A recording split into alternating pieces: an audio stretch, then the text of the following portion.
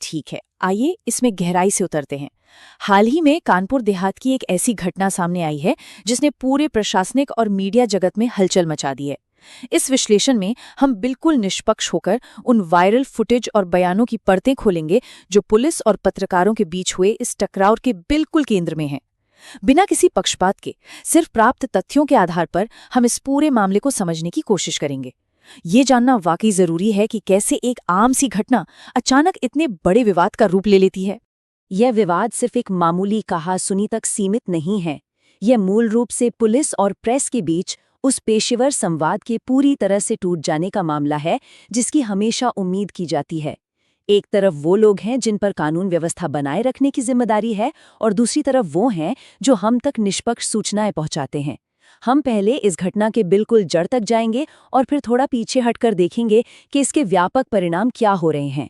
क्योंकि ये स्थिति सार्वजनिक स्थान पर ड्यूटी के दौरान हुई है, इसलिए यह मामला और भी ज्यादा गंभीर हो जाता है।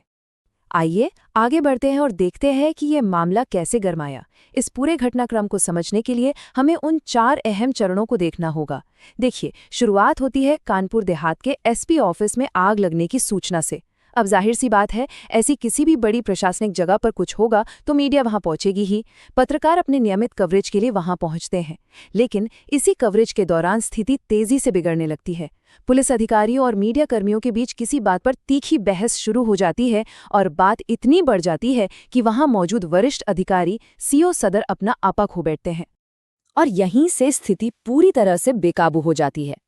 काम के दौरान मतभेद या बहस अक्सर होती रहती है ना? लेकिन यहाँ बात इसलिए इतनी बड़ी हो गई क्योंकि एक जिम्मेदार पद पर बैठे पुलिस अधिकारी का बेकाबू गुस्सा चालू कैमरे पर रिकॉर्ड हो गया। ये वो पल था जिसने एक सामान्य कवरेज की बहस को राष्ट्रीय चर्चा का विषय बना दिया। जब कोई वरिष्ठ अधिकारी सरेआम अपना नियंत्रण खो देता है और वो रिकॉर्ड हो जाए तो तनाव का बढ़ना बिल्कुल तय है। यही वो महत्वपूर्ण पल था जिसने इस पूरे मामले को सिर्फ एक स्थानीय खबर से कहीं ज्यादा बड़ा बना दिया। तो सबसे अहम बात यह है कि आखिर उस पल में ऐसा क्या कहा गया था।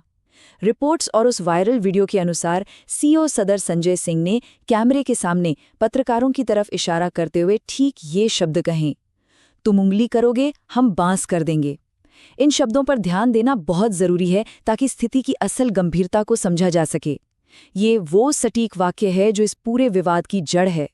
एक वरिष्ठ अधिकारी के मुंह से निकले इस तरह के बयान और उनके लहजे ने ही इस पूरी घटना को विवाद का मुख्य विषय बना दिया।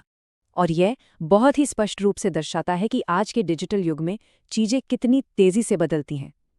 जैसे ही यह बयान कैमरे में कैद हुआ, वीडियो सोशल मीडिया पर बिल्कुल जंगल की आग की तरह फैल गया और इसके नतीजे तुरंत देखने को मिले।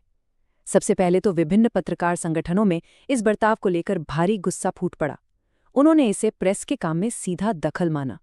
इसके साथ ही राजनीतिक प्रतिक्रियाएं भी तुरंत शुरू हो गई। विपक्षी दलों ने बिना कोई समय गंवाए सरकार और पुलिस प्रशासन के रवैये पर कड़े सवाल खड़े कर दिए। एक अकेला बयान अब कई अलग अलग स्तरों पर अपना प्रभाव डाल रहा था। अब इस हिस्से की सबसे दिलचस्प बात यह है कि ये हमें इस पूरे विवाद को एक व्यापक नजरिए से देखने का मौका देता है। हम अक्सर प्रेस और मीडिया को लोकतंत्र का चौथा स्तंभ कहते हैं। ये कोई साधारण मुहावरा नहीं है। ये पूरे सिस्टम की निगरानी करने, पारदर्शिता लाने और सत्ता को जवाबदेह बनाए रखने की एक बेहद अहम जिम्मेदारी का प्रतीक है। जब पुलिस, जो कि कानून लागू करने वाली सबसे प्रमुख संस्था है, और प्रेस के बीच इस तरह का सीधा और कड़वा टकराव होता है, तो सार्वजनिक चिंता बढ़ना बिल्कुल स्वाभाविक है। ये सोचने वाली बात है कि इन दोनों महत्वपूर्ण स्तंभों के बीच आखिर कैसा संवाद होना चाहिए। और इसी के साथ हम इस विश्लेषण के अंतिम पड़ाव पर पहुंचते हैं। इन सभी तथ्यों, वीडियो में दिए गए बयान और उसके बाद हर तरफ से आई प्रतिक्रियाओं को देखने के बाद अब समाज में सिर्फ एक ही बड़ा सवाल गूंज रहा है। क्या ये भाषा लोकतंत्र के चौथे स्तंभ के साथ काम करने वाले एक जिम्मेदार अधिकारी को शोभा देती है? ये वो सटीक सवाल है जो इस घटना के बाद से लगातार आम जनता और मीडिया द्वारा पूछा जा रहा है। इस प्रश्न का मकसद किसी एक पक्ष को सही या गलत ठहराना बिल्कुल नहीं है, बल्कि ये निश्चित रूप से प्रशासनिक मर्यादा और प्रेस के साथ संवाद की प्रक्रिया पर एक गहरी सोच की मांग करता है। इस विस्तृत चर्चा में साथ बने रहने के लिए धन्यवाद। ये यकीनन एक ऐसा सवाल है जिस पर गहराई से आत्ममंथन करने की जरूरत है।